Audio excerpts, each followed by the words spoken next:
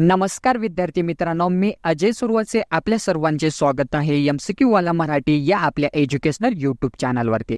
तर विद्यार्थी मित्रांनो, आज दिनांक 15 फेब्रुवारी 2024। तर आजच्या दिवसाची जेवढे काही इम्पॉर्टंट चालू घडामोडी आहेत आणि त्याचबरोबर त्याच्याच रिलेटेड जो काही GS चा पोर्शन आहे तर तो देखील आज आपण डिस्कस करणार आहोत। तर व्हिडिओ हा शेवटपर्यंत नक्की पहा।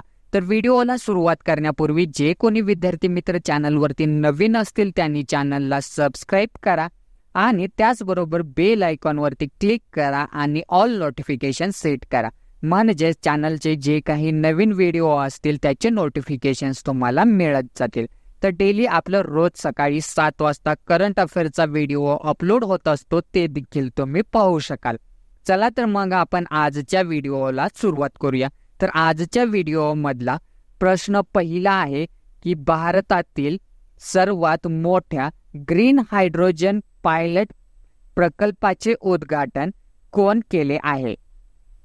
तर विद्यार्थी मित्रांनो, या प्रश्नाचं योग्य उत्तर आहे पर्याय क्रमांक बी, THDC इंडिया लिमिटेड। तर भारतातील सर्वात मोठ्या ग्रीन हायड्रोजन पायलट प्रकल्पाचे उद्घाटन हे THDC इंडिया लिमिटेड या कंपनीने काय केलेले आहे? पाहूयात पुढचा प्रश्न क्रमांक दुसरा।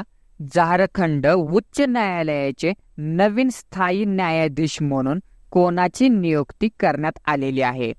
तर विद्यार्थी मित्रांनो, या प्रश्नाचं योग्य उत्तर आहे पर्याय क्रमांक बी, प्रदीप कुमार श्रीवास्तव।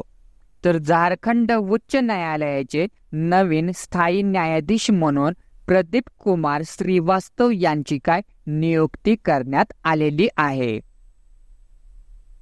पाहूयात पुढचा प्रश्न क्रमांक तिसरा। कोणत्या कंपनीने दिल्ली आणि हैदराबाद मध्ये ई-बाईक व्यवसाय काय सुरू केलेला आहे? तर विद्यार्थी मित्रांनो, या प्रश्नाचं योग्य उत्तर आहे पर्याय क्रमांक ए, ओला।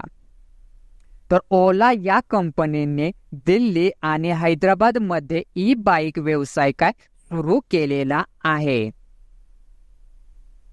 पाहूयात पुढचा प्रश्न क्रमांक चौथा। विशाखापट्टणम येथे खालीलपैकी कोणते जहाज बंद करण्यात आलेले आहे? तर विद्यार्थी मित्रांनो, या प्रश्नाचं योग्य उत्तर आहे पर्याय क्रमांक बी, INS निरूपक। तर विशाखापट्टणम येथे INS निरूपक हे जहाज काय बंद करण्यात आलेलं आहे? पाहूयात पुढचा प्रश्न क्रमांक 5वा। कोणत्या अभिनेत्याने तमिजागा केत्री कजगम या नावाने काय नवीन पक्षाची स्थापना केलेली आहे? तर विद्यार्थी मित्रांनो, या प्रश्नाचं योग्य उत्तर आहे पर्याय क्रमांक ए, सुपरस्टार विजय। तर सुपरस्टार विजय या अभिनेत्याने तमिजागा केत्री कजगमम नावाने काय नवीन पक्षाची स्थापना केलेली आहे? पाहूयात पुढचा प्रश्न क्रमांक 6वा। पहिला शिवसन्मान पुरस्कार कोणाला जाहीर करण्यात आलेला आहे? तर विद्यार्थी मित्रांनो, या प्रश्नाचं योग्य उत्तर आहे पर्याय क्रमांक डी, नरेंद्र मोदी।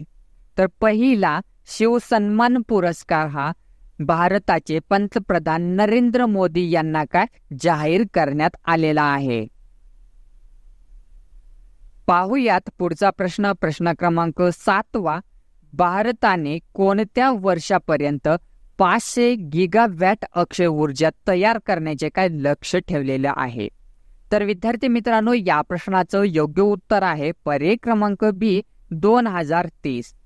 तर भारताने 2030 या वर्षापर्यंत 500 गिगावॅट अक्षय ऊर्जा काय तयार करण्याचे लक्ष्य ठेवलेले आहे?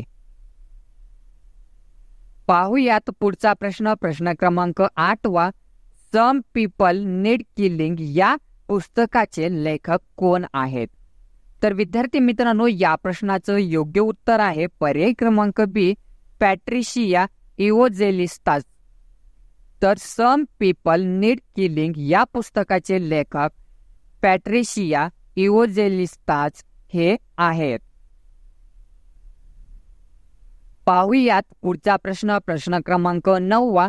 नुकताच जाहीर झालेल्या भ्रष्टाचार निर्देशांक 2023 मध्ये कोणता देश अव्वल आलेला आहे? तर विद्यार्थी मित्रांनो, या प्रश्नाचं योग्य उत्तर आहे पर्याय क्रमांक ए, डेन्मार्क. तर नुकताच जाहीर झालेल्या भ्रष्टाचार निर्देशांक 2023 मध्ये डेन्मार्क हा देश काय अव्वल स्थानी आलेला आहे.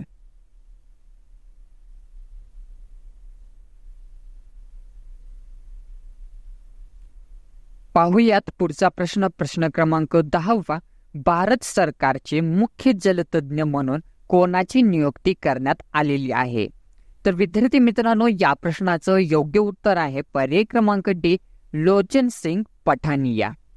तर भारत सरकारचे मुख्य जलतज्ञ म्हणून लोचन सिंग पठानिया यांची काय नियुक्ती करण्यात आलेली आहे. तर विद्यार्थी मित्रांनो, अशाच प्रकारे दररोजच्या चालू घडामोडी पाहण्यासाठी MCQ वाला मराठी या आपल्या एज्युकेशनल यूट्यूब चॅनलला सबस्क्राईब करा आणि त्याचबरोबर व्हिडिओ आवडला असेल तर व्हिडिओला एक लाईक करा आणि तुमचे जे काही मित्रमैत्रीण असतील त्यांना पण हा व्हिडिओ शेअर करा.